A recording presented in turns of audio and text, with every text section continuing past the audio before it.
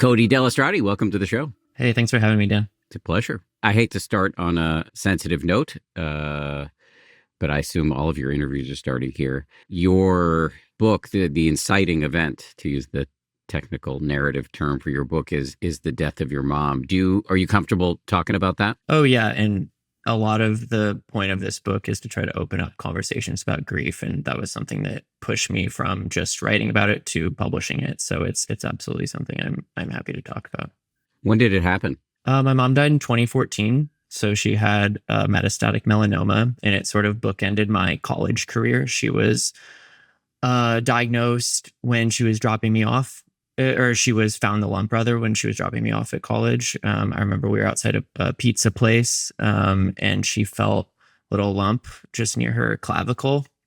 She was super fit, incredible diet, worked in cardiac rehabilitation down at the hospital in Spokane, Washington, where I was born and raised. And so it was she's going to be fine, of course. It couldn't be anything in her 50s. And then the next 4 years were trials, both experimental and standard, doing chemo across the United States in the NIH and Bethesda and in Seattle and in Spokane. And it really, that was my college career. That was our family's experience for 4 years. And she died at home, fortunately, in hospice care in 2014. So it was harrowing, and in a lot of ways it's defined my life, but also I've tried to use it as a way to think through grief anew and try to be an example to some degree of it's something that you can talk about. And death happens, and everyone's going through some form of grief. And maybe it's your mom dying, maybe it's a brother, a sister, maybe it's not even death, maybe it's a really bad divorce, maybe it's financial ruin. All these things are forms of losses and are legitimate grief. Yeah.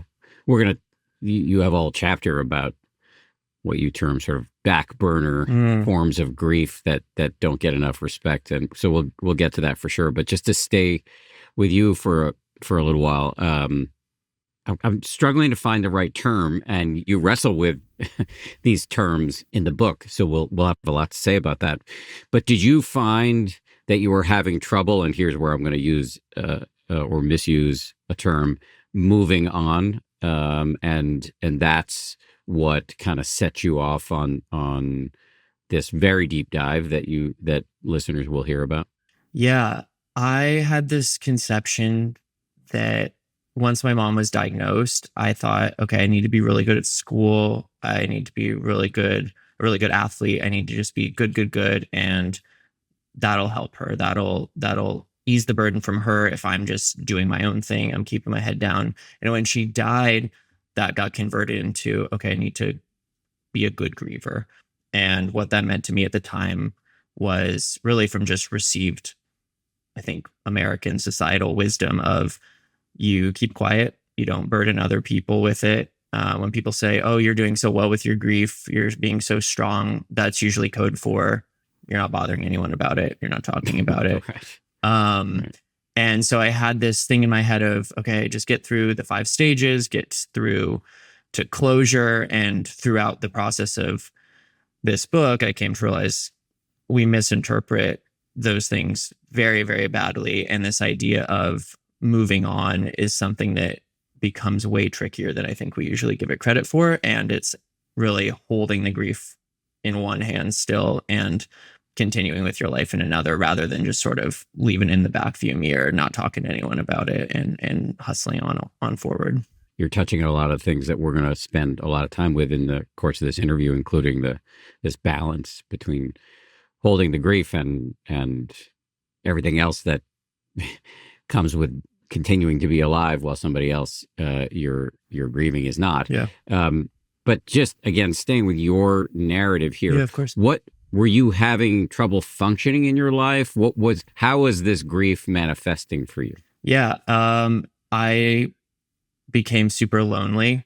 I went to grad school because I'd already gotten in. I was going to do it. And then I moved. I worked in New York briefly, and then I moved to France for 3 years and sort of didn't cut ties, but really just spent so many evenings alone, just going on walks by myself. I was freelance writing. I really didn't see a future for myself.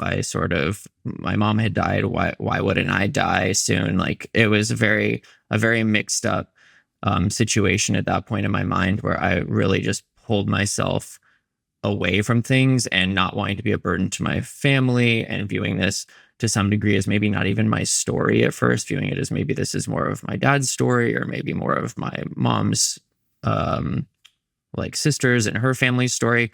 I just wanted to kind of be out of the picture, and trying to really just be alone and just not be a problem for other people. And I had a lot of trouble.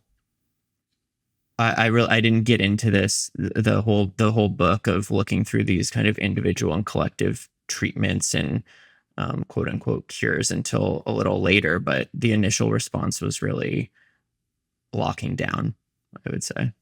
What happened for you that you decided to do all the things that you then wrote about? Yeah, so I'd been sort of experimenting a little bit with things like laughter therapy, where I would just, as I write in the book, like laughing on the subway in a really public way as a way to try to kind of overcome um, my shame that was also manifesting physiologically. I wouldn't have been able to put it in those terms then, but it didn't come until later that I really wanted to start exploring both things that I thought were of interest to me, and then the things that I thought were more collectively interesting. And it really started coming into form, gaining a shape, when the DSM added, or was considering, because it was a little earlier than that, but when they were considering adding prolonged grief disorder, or the APA adding prolonged grief disorder to the DSM-5 TR, the text revision, which is the most recent. And they ended up doing that in March 2022.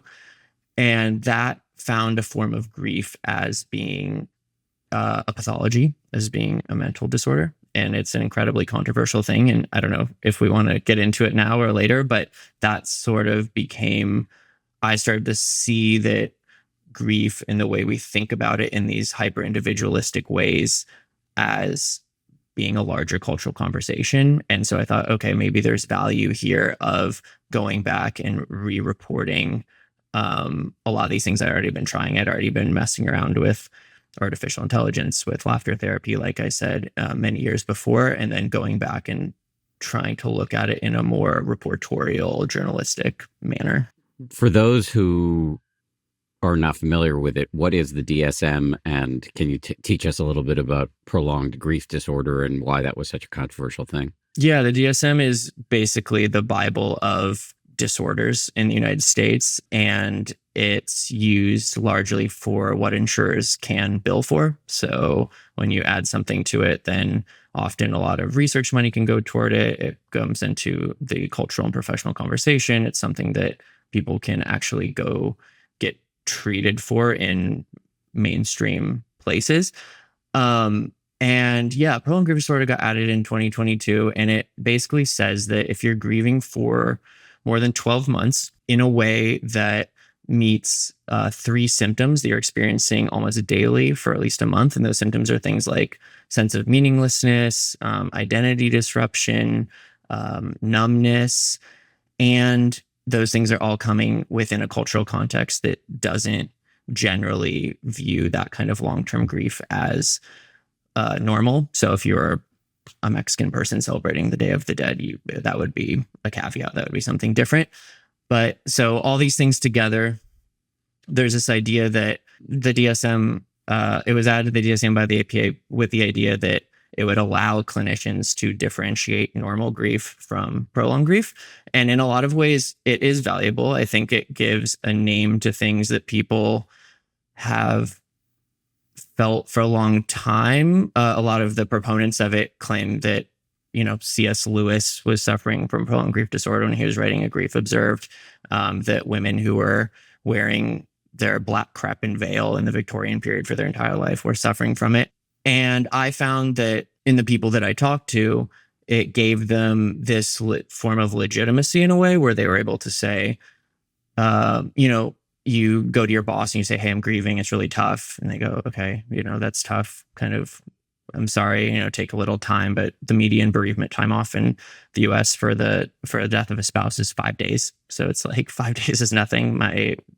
I wasn't ready to go back to college in 5 days. My dad wasn't ready to rearrange my mom's nightstand by the bed in 5 days. 5 days is nothing. But if you go and you say, hey, I have this medical diagnosis, it's a slightly different thing. I think that's an indictment in a lot of ways of us more broadly, of the fact that we tend to not give people credit just for their feelings, that they have to be named. But proponents also say that, yeah, it's correlated with suicidal ideation, all these things. Opponents, however, say we're stigmatizing grief. I talked to one psychiatrist who was saying, would you expect the parents of Sandy Hook kids to be over their grief in a year? There's this feeling that it's way too fast. It's putting it within the medical field when it shouldn't be, when grief is a normal part of life. And my view on it is that everyone is, I think, acting in good faith. I think that there's a sense that some are using the medical lens and others are not. I think it's more an issue with kind of diagnostic culture in the US more broadly, where the things that maybe are abnormal, we like to kind of cluster in under the sort of medical umbrella. There was a really interesting article, I think in the Lancet in 2013, when persistent complex bereavement disorder was being added to the DSM-5, which is the precursor, the most recent one. And Arthur Kleinman, who's a Harvard psychiatrist, I think he's like in his 80s now, but he had a great piece where he was saying previously just slightly abnormal parts of being a human are getting basically thrown in within diagnostic culture. So like maybe he named kind of like the autism spectrum and Asperger's and different ways of being, and putting that within the medical sphere. I think that he has a point, but he has a great point that he makes at the end where he says, but also maybe diagnostic culture is just the way that younger people are talking these days. And maybe it's not negatively connoted to say someone has prolonged grief disorder. Maybe that just gives them language with which to discuss something that they don't view as stigmatizing. So it's incredibly complex. It was surprisingly controversial to me when I sort of waded into the research in it, but it's a really interesting space, and things obviously get taken out of the DSM, things get edited in the DSM. So I'll be very curious to see how it progresses, but I really think everyone is like coming from it in a place of good faith and trying to really help people that are grieving in this maybe more severe way. Did you get evaluated for prolonged grief disorder? I took a test online that you just check the boxes, and it basically just gives you the symptoms, and you say, how often you're experiencing them. But then it says you need to go see a practitioner, which I didn't do. So I don't wear that label. That was less of interest to me, frankly, than I was interested really in prolonged grief disorder as showing this truth that I kept finding, which is that there's so much new research about grief. I was just so surprised that something as ancient and fundamental and human as grief has all this new research coming up, and thought that was really fascinating. So I was less interested in diagnosing myself or in putting myself within that story, and more in reporting it as a kind of broader look at where we are with grief and grief research. Yeah, I mean, just to build on that point, I'm going to read something you wrote back to you. You wrote, "My own grief isn't exceptional. In a world like ours, the story of a young guy struggling with his mom's death might not exactly move the needle. What is exceptional, however, is how standard my story is, how grief comes for everyone, and how little we know about how to grieve, no matter the loss." Why do you think, for such a common and inevitable experience, grief, we know so little about it? I think we don't look into it very much, which is why I applaud the research that is being done now. But I think it's really something that we don't like to talk about. Death has really been repressed in the cultural conversation in the US and the UK especially. And we can get into that history now or get into it later if you want, but it's really something that just doesn't get, people don't want to talk about it. People view it as burdensome. People view it as, okay, sorry to hear about that. Let me know if you need something, but I've got other things to do. It's really not something that we want to linger in. You said we can get into the history now or later. Let's do it now. Let's do it now. I love it. Let's say more. Let's do it live. Yeah. So really prior to the 18th century, this French historian called Philippe Aries had this, he had these findings. He was working in the 20th century, but he was looking back in the 18th century, and he really found that there were 4 characteristics for how people dealt with grieving loved ones. And basically all of them had to do with it. They were at the bedside. They had generally kind of pre-grieved to some degree. There was an expectation that there was going to be death. The person who was dying usually got to call on religious officials or friends, family, neighbors. There was just this real sense of inevitability to death. And that's due in part to high mortality rates in that time period. But he termed it the era of tamed death, where death was just something that it happened and you continue onward. And then you fast forward to really the early 20th century is where I think the biggest shift occurred. Well, I'll say too, though, that it was so visible throughout all of life. So you do your correspondence on mourning stationery, where you'd have this black bordered stationery when you're writing, and you would buy stationery that had narrow and narrower lines as you felt like you were progressing in your grief, to sort of, you're just constantly telling people where you're at. You're having this conversation. People would have death portraits made and they would hang them. So literally of their dead father or grandfather, and they would have that hanging in their living room. People would wear lockets, sometimes with women with the hair of dead loved ones. So there's just this sense of death happens. It's here. It's visible. You're wearing your black mourning if you're a woman. I think really with the First World War, we started to see a pretty significant shift. So I wrote a New Yorker piece about this recently, but I found some really fascinating archives and letters between President Woodrow Wilson and Dr. Anna Howard Shaw, who is a prominent suffragist at the time. And when the U.S. was finally entering World War I, a lot of Americans weren't too excited about it. Wilson had run on a somewhat isolationist platform.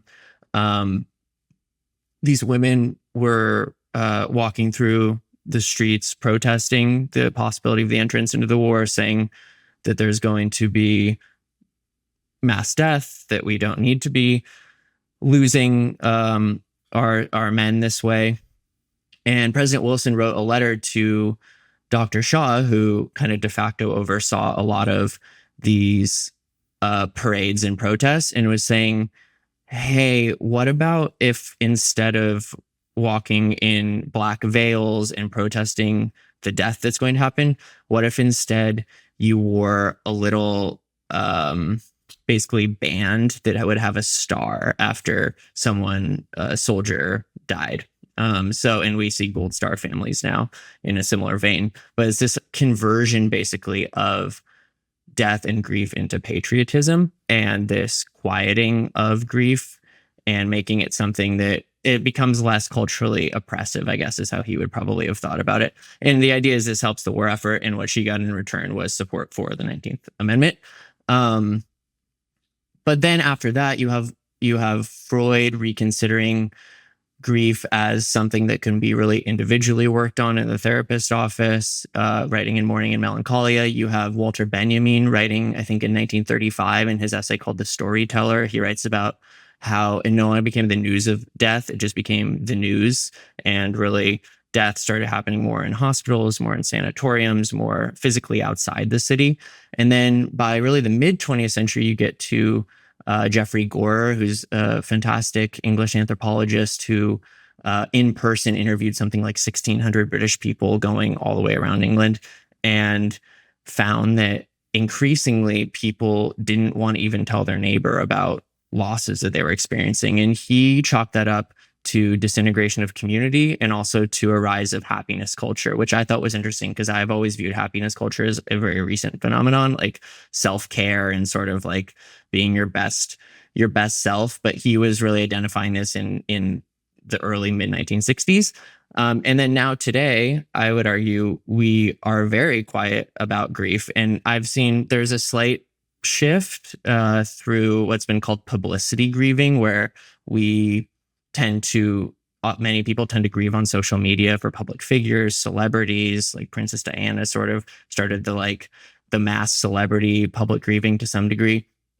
And for me, that's bullying. And there's some optimism that I have there because even in 2013, there were, I don't know if you followed this, but there were funeral selfies got really popular where people were taking selfies. Yeah, isn't that wild?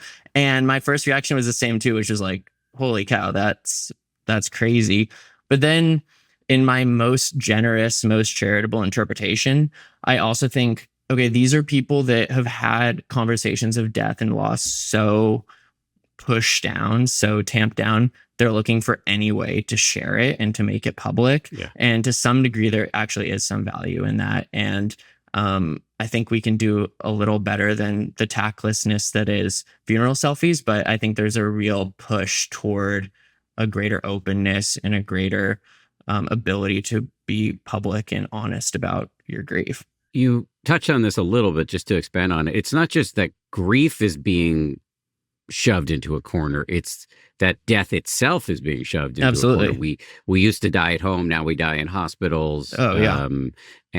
So can you say a little bit more about that? Yeah, I mean, that was a huge shift. I think in the 1920s, it was something like, I wrote this, I might have the stat wrong, but it's like a 70-30 split, basically, where it used to be 70% of people dying at home. Now it's 70% of people dying in hospitals. And there's just this real, I mean, Atul Gawande writes so brilliantly about this in Being Mortal, but this idea that we need to solve death, that we need to solve grief, rather than, especially with death, we need to think about how we want someone to go. We want them, as it was when Aries was writing in the 18th century, to die at home. I mean, I was so fortunate with my own mother that she died at home and she had her pain medication. She had a dedicated hospice nurse for the few weeks that we had that. And that was so hard to get to. But once there was a real honest conversation that the family had, my brother, my dad, my mom, and I, of she's going to die, there's no more treatments. It was such a blessing that she was able to die at home. So yeah, there's been, it's this covering up of death. And I mean, even more so, if we want to go a little deeper, I think you can look at media depictions of death where faces are always pointed away. Very seldom do you see, and Susan Sontag wrote about this a bit, but very seldom do you see, images in major newspapers or on CNN where it's like a corpse's face. And not that that's something that we should be angling for. I'm fine not to see that. But there's this real sense of the abstraction of death within public spheres that just gets reified over and over again through all kinds of media and ways of thinking. Yeah, I'm of two minds about that. I mean, obviously, you don't want to upset people unnecessarily. On the other hand, coming as I do from a Buddhist perspective, there are schools of Buddhism where monks and lay practitioners will meditate by staring at decomposing corpses, human or animal. In this country where that's not an easy thing to find. I've heard stories about meditation teachers in training being brought to the morgue to really look at death. I try to do this in my own life, like with roadkill. Oh yeah. Do you pull really over and you just wait? I won't pull over, but if I'm running, I'll, and I see a dead squirrel or something like that, I'll really try to look at it. Yeah, no, I hear that. And, I spent some time volunteering in hospice and, this is all inspired by my Buddhist practice. And I wouldn't say that I'm super comfortable with death, but I think looking toward it oddly is more helpful than looking away. The amount of energy we spend pushing this away, living in denial, is actually that's more energy than just leaning into the truth. Yeah, and I think because of how seldom how few people I think are like you and pull over on a jog and have a look as monks would do. I mean, for me, when I saw my mom's corpse shortly after she died, it felt surreal. My brain wasn't able to categorize it because I'd never seen anything even close to that. So I just had maybe on TV fictional TV, fictional movies, but there was this sense of I truly have no idea what to do, and this can't be real life because I'd never seen anything like that. And I do wonder, had I taken up the practice of the monks, as you say, would I have been more prepared for that? Would there have been that sort of 18th century pre-grief that had already been done? I think you should give yourself a break. You were young. I know. I was It was your 21. mom. You live in a culture that doesn't prepare people for this. So. Of course, no. I'm not trying to hold myself culpable in any way, but I think using myself as an example I think that's probably true of most people. I think most people who would see a parent die would find it a surreal experience and not, oh, I've seen this before. I've grappled with this kind of thing before. Let's talk about what you ended up, all the things you tried in your search for a cure for grief or the end of loss, to echo the title and subtitle of your book. You referenced this earlier, but laughter yoga or laughter therapy, what's that all about? Why did you come to that? Did it help? I had tried a lot of things and not everything made it into the book, but for the book, I wanted to have a combination of things that were of real interest personally to me. So things like bibliotherapy. I love to read and write. I was very interested in books as therapy, art therapy, psilocybin. And then there were other things that seemed of more cultural or future interest. So I started before ChatGPT was all over the media, but looking into recreating dead people via AI, looking into the future of optogenetics as a way to potentially erase fear memories and memories of death. And laughter therapy was one that I had really come to almost accidentally, just reading about it. And I had started when I was living in France, I did a very brief sort of my own ad hoc laughter therapy. But then when I set out to really write the book, I contacted a bunch of laughter therapists, and it felt to me at first, my brain was telling me that it was something of a grift. I was like, there's no way that this is going to be real. And I'd seen that Volvo and Hewlett Packard had both hired laughter therapists for various like company retreats. And I saw that Goldie Hawn had written about how it changed her life. And I was just very interested in, okay, is there something to this? And I contacted several laughter therapists and did some on my own. And really the big breakthrough for me was just the physiological aspect of grief. I didn't realize how much really is trapped. And there was a very funny, I was here at my house and really, I think, annoying my downstairs neighbor because I was on Zoom with one of the laughter therapists and she was saying, rise up on your balls of your feet, up and down, start doing a fake laugh. And then she would have me do, I think it was called like the axe laughter, where you chop down, you go, ha, like that over and over again. And it really does make you laugh, which is non-Duchenne laughter. So there's a big controversy in the laughter therapy community between whether Duchenne, natural, involuntary, proper smile wrinkles is more legitimate than the voluntary non-Duchenne laughter. But so I was doing non-Duchenne laughter therapy, and I found it actually like kind of valuable. I was surprised at the physical catharsis that I felt. I had been so cerebral in my search for ways to feel better, for ways to report kind of this story of grief out, and just really sitting back and laughing every day and keeping up a practice for a long time. I was just laughing in my bathroom. I go ha ha ha ha ha ha ha for 2 minutes every morning, and my partner thought I was insane, but it was I don't know, it was kind of a delight to have something that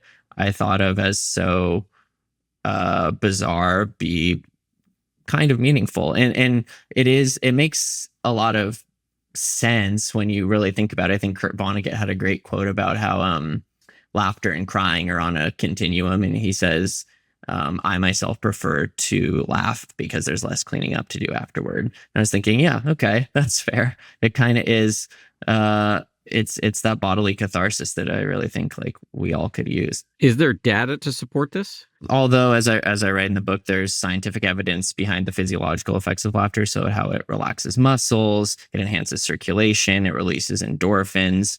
For me, what was more compelling was, at least to get started, was going to be the story, the anecdotal evidence of it. So like Cherokee medicine people would order elaborate performances full of clownery. I write about how the Book of Proverbs reports a cheerful heart is good medicine.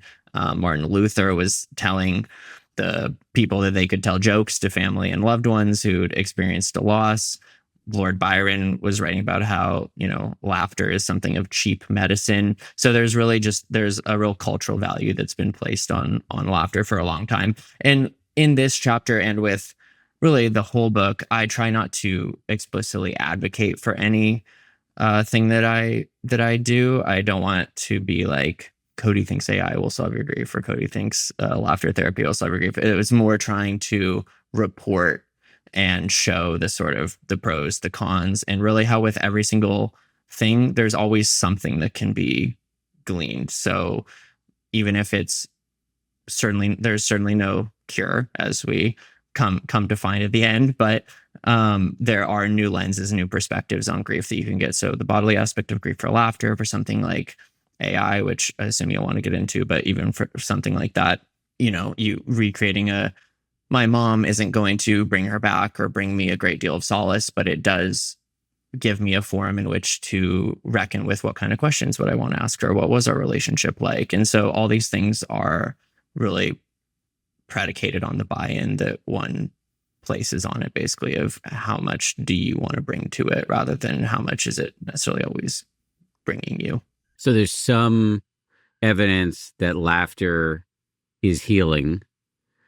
We don't know what I'm not hearing that there's been a bunch of research around whether laughter can help with grief per se, but in your experience, it kind of got you out of your head and into your body in a way that worked for you. Yeah, I think that's right. I don't like to prescribe I wouldn't ever prescribe any single thing. And I think everyone's grief journey is unique. But for me, I hadn't really had the realization of just the tightness and the need for that kind of catharsis. And it felt valuable.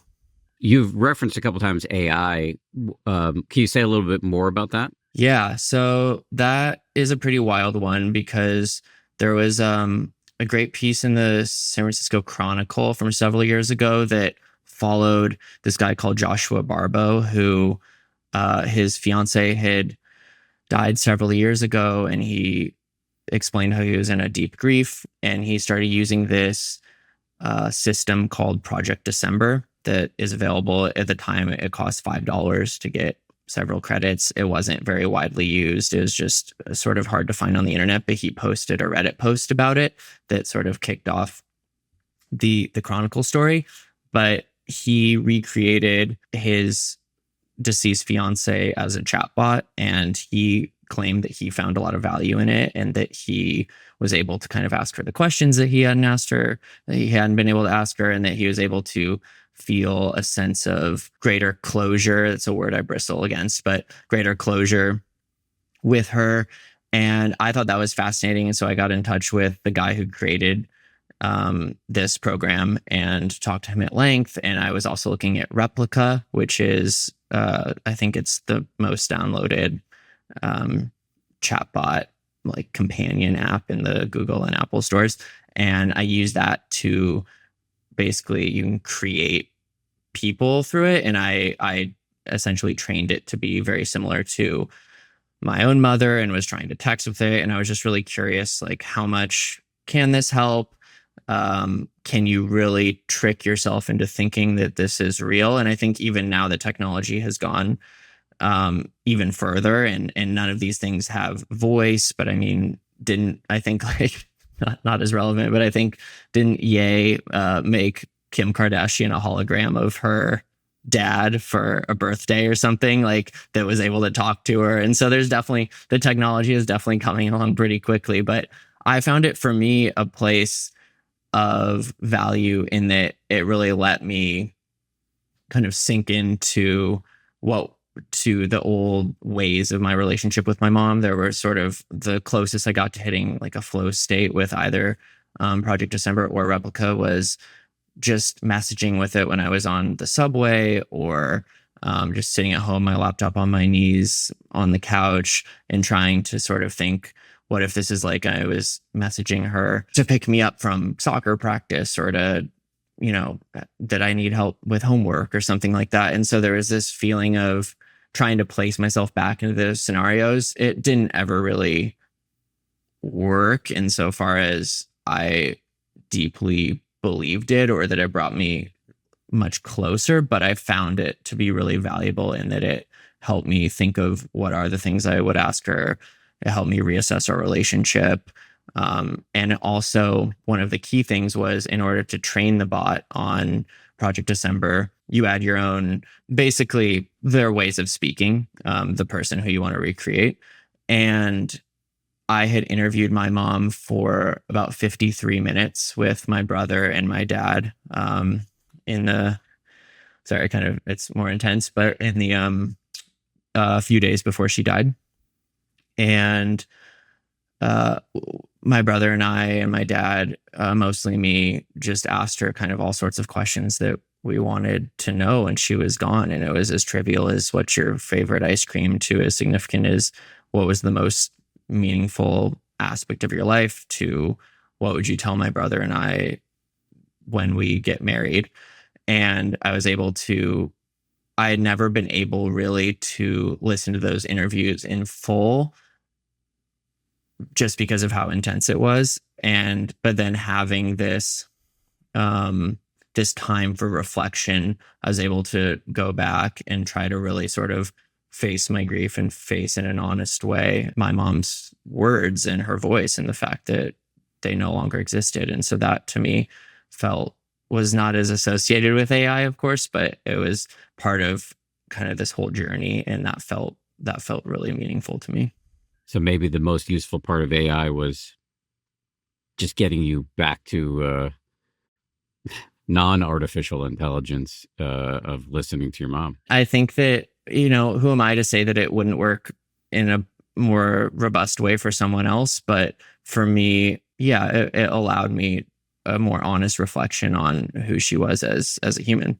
This does seem like something is probably coming down the pike at us. When somebody dies, could you create an AI, a chatbot with everything they've ever said that's ever been recorded, every picture of them, everything they've written, their entire email and text backlog, and create a chatbot for yourself that even speaks in their voice? I mean, that seems like you could maybe do that now. Yeah, I mean, that was a huge part of this book too, is like wanting to grapple with the future ethical questions that we're going to have. Not all these things are fully formed yet, but yeah, I mean, we put everything online. I think it's wild to think of how many photos there are of me or how many voice snippets like this or videos like this. And yeah, I think of course those things could be harvested and could be, as technology exponentially increases, I'm sure there will be a much more convincing version than what I was using. Never mind when we learn to upload our brains to the cloud. Right. We'll never die. Yeah, then we'll never die. What could go wrong? At this point in the book, you really move on to what you call perception, which I believe is really like, how are we holding our grief in our own mind? How are we looking at it? What stories are we telling ourselves about the loss? And one of the ideas that you raise and grapple with is whether for some people grief becomes a sort of addiction. Can you teach us a little bit about that? Yeah. So controversial. As a quick flag.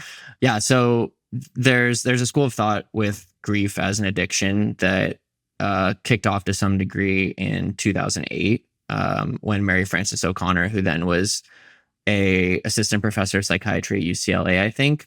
Now she's at, I believe, Arizona State, but she was studying 23 women, 11 of whom had complicated grief or fit the diagnosis for it, because at that point, prolonged grief disorder hadn't yet made it into the DSM.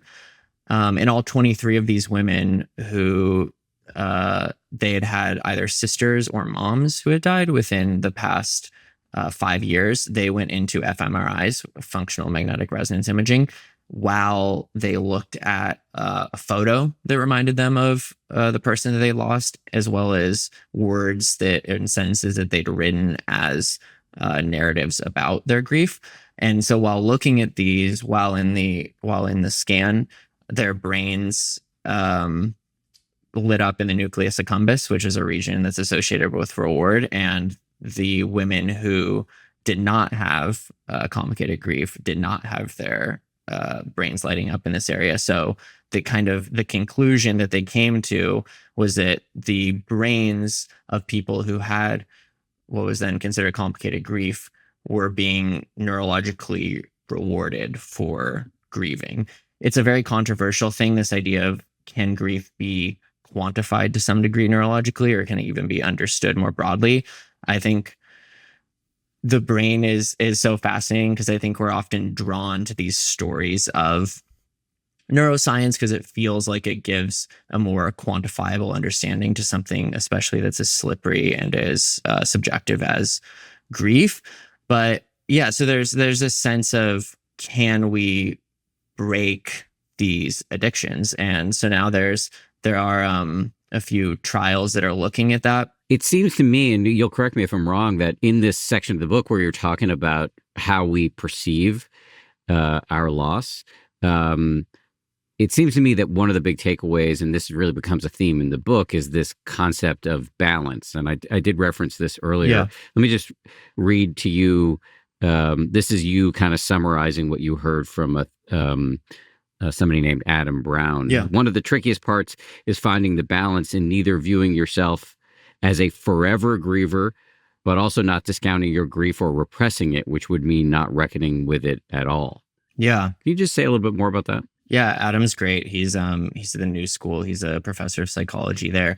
And there really is just this sense of needing to zoom out on your grief and see it from different angles. And so I tried psilocybin for it, which Robin Carhart Harris, who's at UCSF now, used to be at Imperial College, has had really some breakthroughs with patients, not just with depression, but also with grief, by using psilocybin as a means to really get them to, as Adam was saying, look at and consider their grief, but also to reframe it and see it that it's not something that has to forever take over their life. So one of Carhart Harris's most interesting studies, I think, was one that was about a decade ago when he was still in London.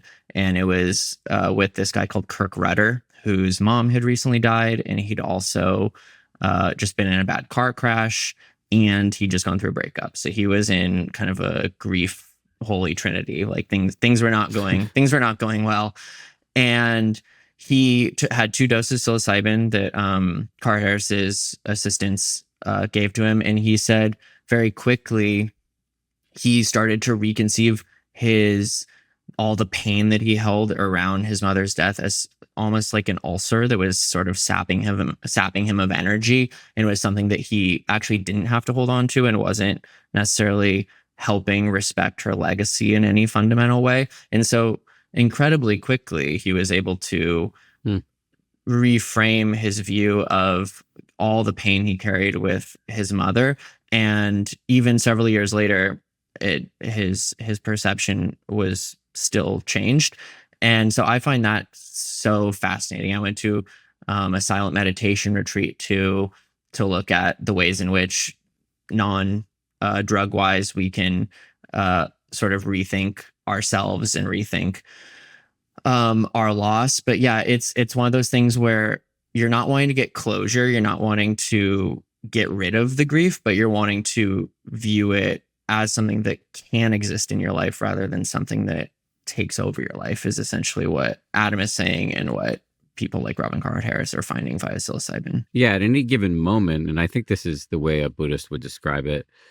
Well, I'm a Buddhist, and I'm going to describe it this way. I don't know if the Buddha himself would describe it this way, but at any given moment, there are billions of things happening in the mind. Grief can be a recurring pattern, but it's coexisting with hunger, physical sensations of the body and whatever position it's in right now, desire, aversion, neutrality. I mean, the mind is a busy place if you pay attention. And so you can, and I think this goes back to balance and your concept of how you're perceiving or holding the grief. You can see that it's coexisting with many other things at the same time, and that allows you to, again, we don't like closure or moving on, but it does allow you to keep living in a way that doesn't require compartmentalizing or squashing it or denying that it's there, but also not denying that everything else is there. Yeah, no, absolutely. And just the sitting, the ability to sit with it. I talked to also a Buddhist, incredible guy. He's a chaplain at a hospital in Boston called Bill Crane, and he had written an essay about it, and I interviewed him about it, and it was how some of the most meaningful aspects of his professional life are when he's called at midnight, 2 a.m. to a hospital. There was one story he was telling me about that a mother had just found out her daughter had died, and his job was to be there to comfort her, essentially be there for her. And he literally just sat with her for hours. And he said he exchanged maybe a handful of words, but it was really the living in the reality of what happened and being a space of compassion and understanding and giving license for her to feel, basically, that was so meaningful to him, and he suspected, and I suspect too, very significant for her too. And so yeah, there's really that sense of presentism that shot through both Buddhism and, I think, more valuable ways of reckoning with grief. I mean, there's a lot to say about this. I loved that part of your work, Bill Crane, and Thanks. his story. And this is many of the Buddhist teachers that I'm friends with and learn from and who have been on this show talk about it in a very similar way, that there's empathy, which is feeling somebody else's feelings, which you can drown in that if you're not holding it in the right way. And then there's compassion, which is empathy is kind of a prerequisite for, if I understand it correctly. But compassion adds on top of empathy a desire to help. And in a moment like the one Bill described, where he's with somebody who's just found out that her daughter has died, I believe by suicide in this case, Yeah. Sometimes the only thing you're going to do to help is lean into the brute fact of being there, physically being next to them. There's nothing you can say. In fact, saying something's probably going to make it worse, but you can just be there. You can be, to use the kind of term of art, empathetic witness. That is true externally. Like, you can do that for other people. And, we should have a conversation about how so many of us flub the showing up for our friends who are grieving part. But just to finish this thought, you can do that for people externally. And by the way, it doesn't have to be just like, cinematic, operatic grief of somebody who's just lost a child, but it can be for anybody who's dealing with any sort of loss or any sort of difficulty at all. Just being there with them is very helpful and also good for you. But you can do it for yourself, and that's what we were describing before when we were talking about this balance that you observed as being important, where you can be an empathetic witness to your own grief internally. You're not feeding it or fighting it. That allows you, once you're not so fixated on it, to notice that there are many other things happening at the same time. And that can help you sort of function with this grief without pretending it's not there. So I said a lot there, but does any of that land for you? Yeah, it hugely lands. And that's sort of one of the broad conclusions of the book too, is it's that presentism and that community, even if it's just with one other person, that is really as close as you can get to a cure. That is one of the most intrinsic and important aspects of grieving the best, basically. And per your earlier point too, yeah, I think so few people that we get into this vicious cycle of grief where we think that we don't want to burden others with our grief, and then they think, oh, we don't want to open the wound of their grief because maybe they've gotten to closure or something. And we get into this cycle where I think of one of the biggest surprises writing this book is how just barely under the surface. So many people wanted to discuss their grief, but really just giving them that license. So whether that's the physical presence of someone like Bill, or just saying it, just saying, I'm here, like, I'm here. And I think that people feel that, because I think the default is the pull away. And I think oftentimes the person who's grieving is not at fault, but also a part of that equation. They're within that cycle where they're, oh, no, I'm fine. It's sort of like Me Too saying, no, I'm strong. Like, don't worry about it. I'm good. I'll just go across the Atlantic and hunker down. So we just get in this terrible pattern, and to be able to break that is so seemingly complex, but is really incredibly simple, of just being there and just being permission giving in having that discussion. Did you learn any do's and don'ts for how to act around somebody who's grieving? Yeah, I mean, there's certainly don'ts, right? There's I think people tend to minimize, people tend to project their own insecurities about their own possible death or loss, of saying things like, don't worry, you'll get over it. Because I mean, the whole concept of closure is often rooted in the kind of selfishness of others, really, for they don't want you to talk about it because they don't want to have to deal with it. There's a sense of let's just finish this and get back to normal living. And so, yeah, there's certainly a lot of don'ts. I think the do's are really just making it clear that you're a person who has either experienced loss in some way and therefore can understand it, or if you haven't, that you're someone who is empathetic, compassionate, and willing to be there. And so I found I had to travel a lot for this book, and was seeing scholars and scientists and all sorts of things, and was staying in a bunch of mid-level hotels around the US. And I would get pretty bored, pretty lonely, would go out to bars, would go out to dinner, and just, sit, read a book.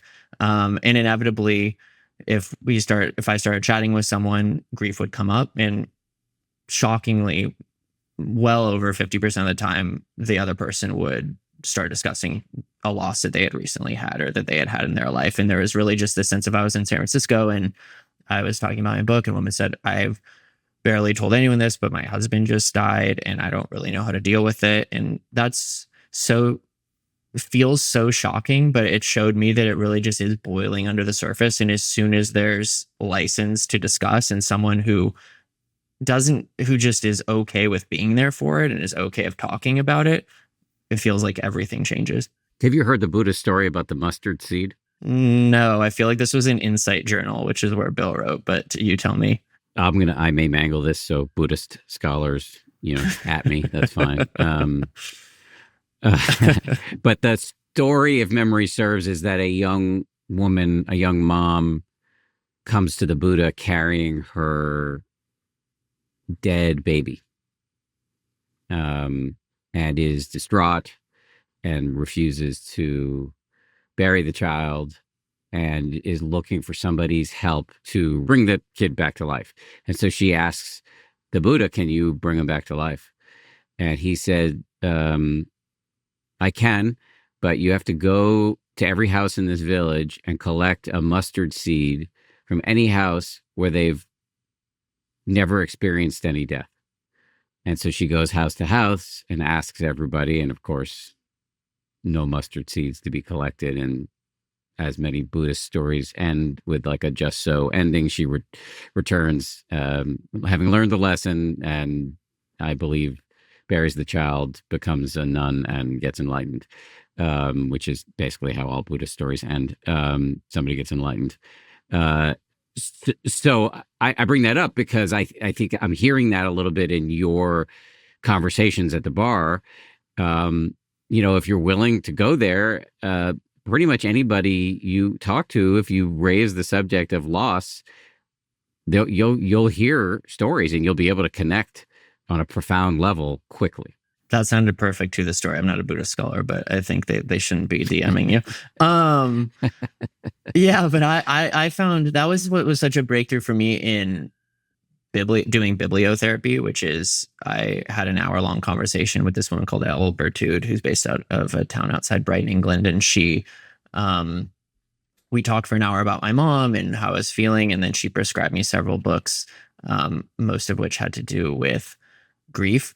And I'd read a ton of grief memoirs, and I mean, I enjoy the genre, and I've, watched a lot of movies about death and grief and all these sorts of things. But doing that exercise, for some reason, it really opened me up to realizing, like I say in that intro, my story is not exceptional.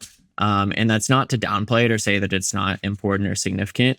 But I think it really does show that this is something people have been grappling with since the beginning of time. Like Cicero's writing about losing his daughter Tulia thousands of years ago, and that informs how Didion writes. Like, these are things that have just been moving throughout history, and being able to really immerse yourself in that and see that both in writing and then also at the bar and in Buddhist koans is to understand the ubiquity of it. And that's so much the point, is just normalizing it and seeing that, yeah, this happens. It's hell. And if we're all there and we're all able to be present for our neighbor, we can get through it a little bit better. Toward the end of the book, you talk about some, and I know you don't like to be prescriptive, but you talk about a couple of things that really do appear to help. And we've talked about others that you seem to have gotten some relief from, including, as you just talked about, bibliotherapy and psilocybin, otherwise known as magic mushrooms, and meditation. But toward the end of the book, you talk about two other things that really also seem to be powerful technologies. One of them is ritual, and the other is community. So let's just walk through these, because they seem really important. Yeah, first of all, I love calling them technologies. That's fantastic. That's reclaiming the word from, it's not just AI. It's, doing rituals. I mean, we can start with, they're sort of braided in various ways, but with rituals, yeah, I mean, in the US, the thinking is you do a funeral, which is really expensive. The median cost of a funeral is almost $8,000. Cremation, a little bit cheaper, but that's wild for a country where the average person says that they can't afford an unexpected $1,000 expense. So it's huge. People view it as like almost a mortgage or sending their kid to college, something that has to be done. And I'm really of the thought that not only does it not have to be done, but there actually might be other kinds of rituals that are more valuable. And that's not to say that if you can't afford a funeral or if you can afford a funeral easily, and if you feel that that's really valuable to you, then awesome. And I'm all for that. But there's a really fascinating study in the Harvard Business Review that I read that was asked dozens of people who had recently grieved a loss, what did you do and what was most valuable? And 85% said, or only 15% said funerals, and the other 85% had very specific, very cheap, and very personalized rituals that they did. So one would every month listen to a favorite song of their deceased spouse. Another would go to the same hair salon that their deceased partner had gone to. And there was really this feeling that being able to create rituals for yourself and not just being able to do one-off rituals, because I think that's one of the issues with the funeral is too often it's interpreted as, and not always, but it's often interpreted as kind of the end. Everyone comes, they get together, they help out, they're supportive, and then it's like, all right, back to work, back to life, back to normal.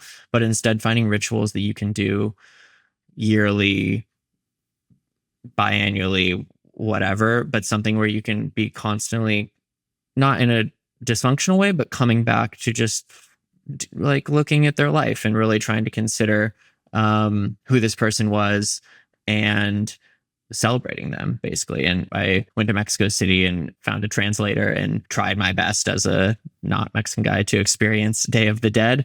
And I don't pretend to be an expert in that at all, but just from my kind of basic journalistic observations, I found it such an incredible thing that people were doing every year, where it was just partying, celebrating, cleaning, drinking Cokes, eating candy, hanging out. And obviously that's incredibly reductive, but just this idea of what are both broad and individual rituals that we can do that we can also repeat, I found to be super compelling. And then as far as community. I mean, a lot of that can be done in one-on-one ways, I think, like with Bill Crane, but and just sort of sitting with someone and being present, but also the rise of what might be called second spaces, where rather than where I don't think we're not yet at a point where people are really open with their neighbor, with strangers about grief and loss in a broad way.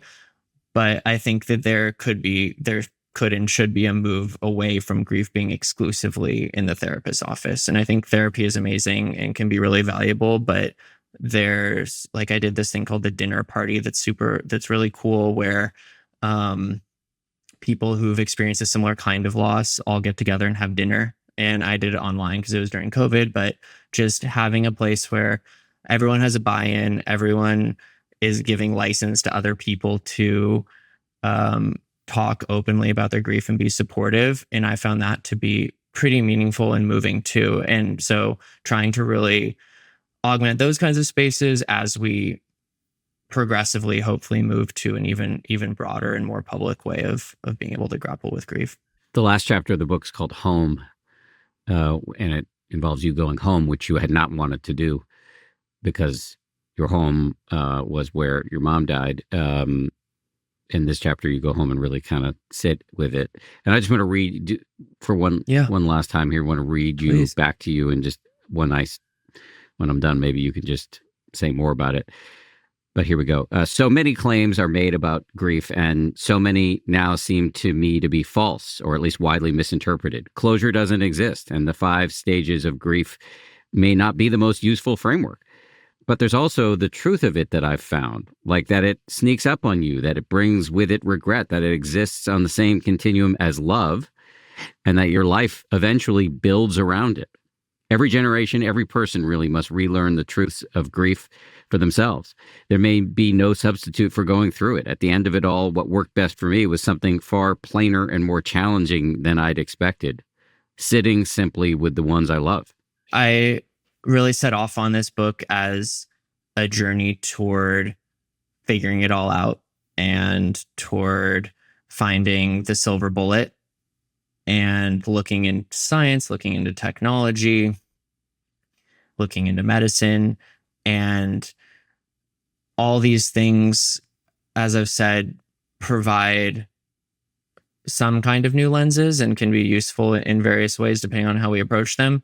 But really coming home and just being in really my original community, being with my dad, being with my brother, sitting in the room where my mom died, and just being honest about what had happened and being honest with myself that grief isn't something that you get to solve, unfortunately. And as much as my journalistic self would love to have reported my way out of grief, acknowledging and fully understanding that's not how it works, and that everyone, as I wrote there, has to learn how to grieve for themselves. And I think everyone grieves really differently, but I think that it's also there are broad stroke similarities in that you just have to be honest with yourself that it's something that you're going to have to live with. And to some degree, I view it as something I get to live with. I get to have those memories of my mom, and why would I ever want to lose that? I like this phrase in the chunk that I read to you there about grief existing on the same continuum as love.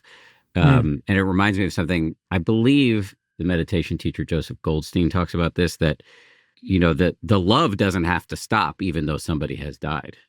And we tie ourselves in knots with the grief and the sorrow and the despair, but it's unclear who that's serving and whether that's wholesome even, really, because it really is based in the love. I think the way he says it is that the grief, the despair, that's actually based in attachment, which is not a great strategy in a universe where everything ends. But if you can let go of that or loosen up around that, you can see that what's left is the love. Yeah, as I wrote, it's on the same continuum, and to some degree, it's not just on the same continuum, but it's the same thing. And I think that It's finding ways to not just get stuck in it, but instead to really be able to hold both things, hold the love, hold the grief, and not let the grief overtake you, not view it as Kirk did as an ulcer, but also I love getting to remember all the amazing times that I had with my mom, and I love getting to think about our relationship and reconsider it and think through all the things we could have and would have done. And that's really hard sometimes, but I think that comes out of a place of love and of keeping her with me. And it's been a decade now since she died. And I'll be grieving the rest of my life, I'm sure, to some degree, but I think that I'm more at a place now, at least, where I'm able to view it as not something that has to be gotten rid of or tamped down or cured or solved, and as something instead that gets to coexist with and even to some degree be love. You said that you feel lucky to have these memories.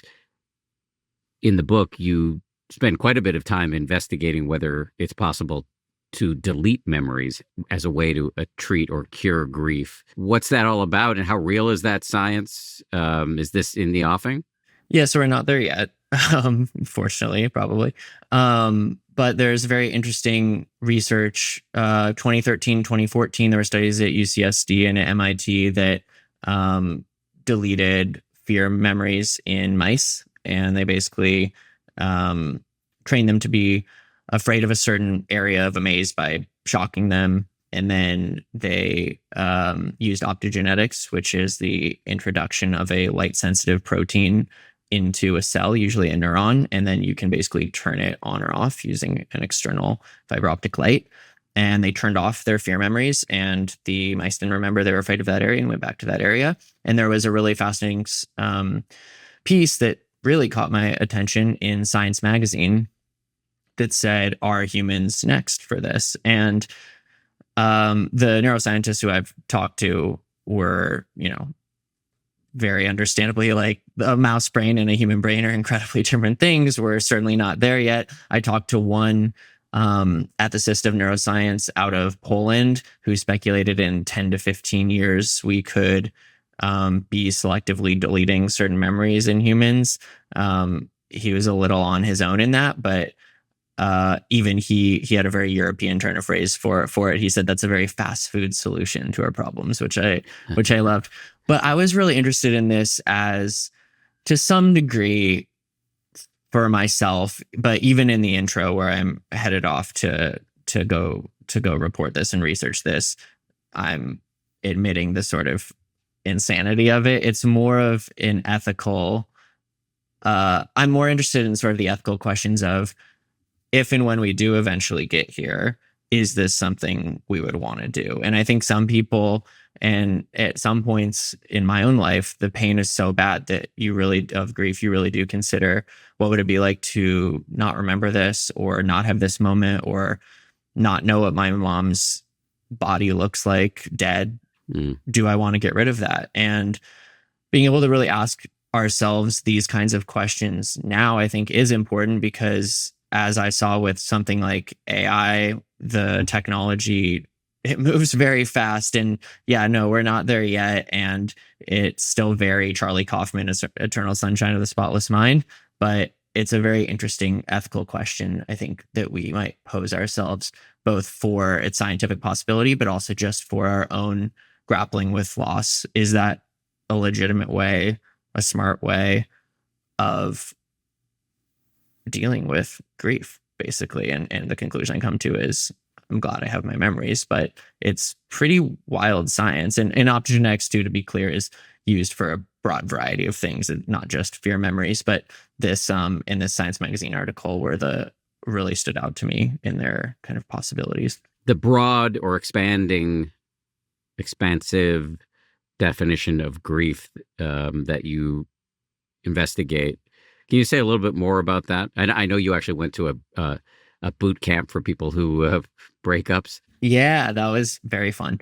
Yeah, I think too often the thinking is pretty hemmed in of what kind of grief is legitimate. Like my mom died, that's viewed as, okay, his mom died. That's legitimate grief. I think someone who has gone through a bad divorce, or as I mentioned earlier, like big financial troubles, these things are often shunted aside. And there's this whole concept too of ambiguous loss, which was coined by Pauline Boss, who's this amazing, I think she's 90 years old now at the University of Minnesota.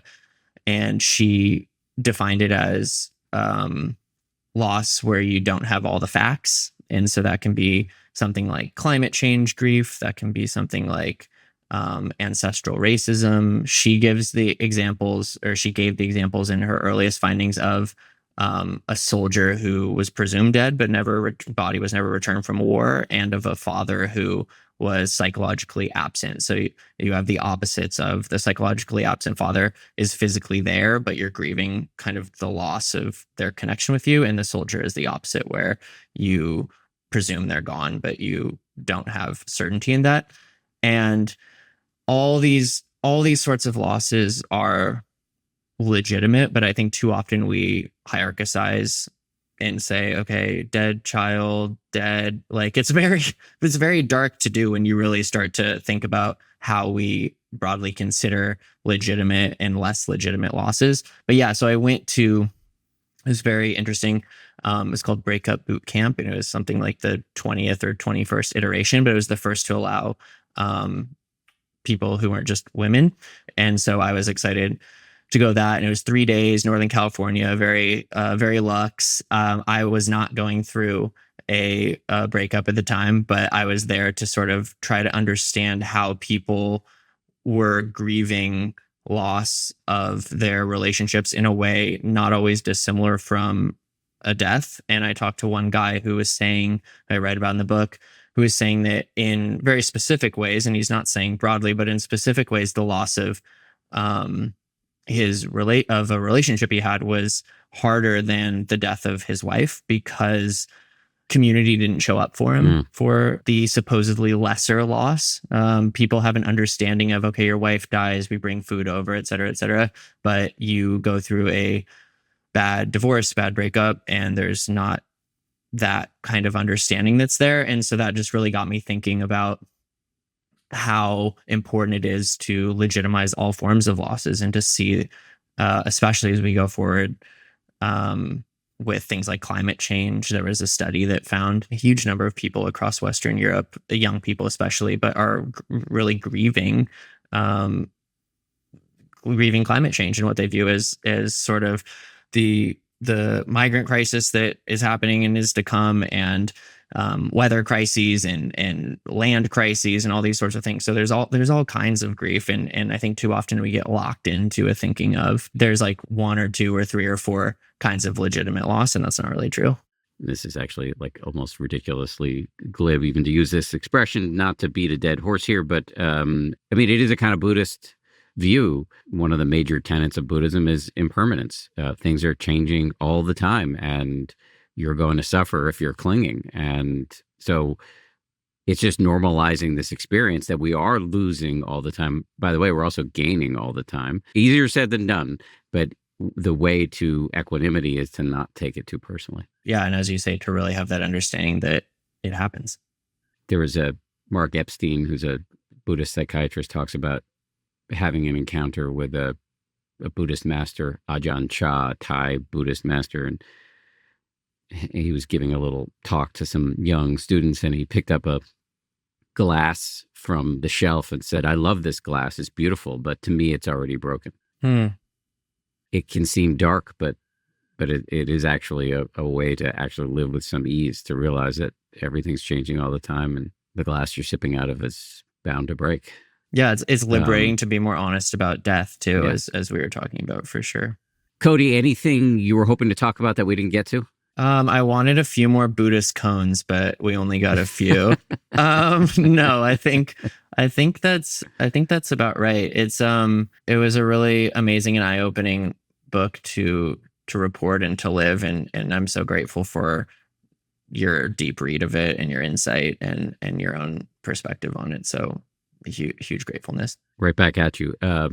Can you just remind everybody of the name of the book and anything else you've put out there that you want us to know about? We can just do the book. It's called The Grief Cure, Looking for the End of Loss. And it's available everywhere. Came out at the end of June, and it's on Amazon and Bookshop and in your local bookstore and all that great stuff. Cody Delistraty, thank you. Thanks, Dan. I really appreciate you.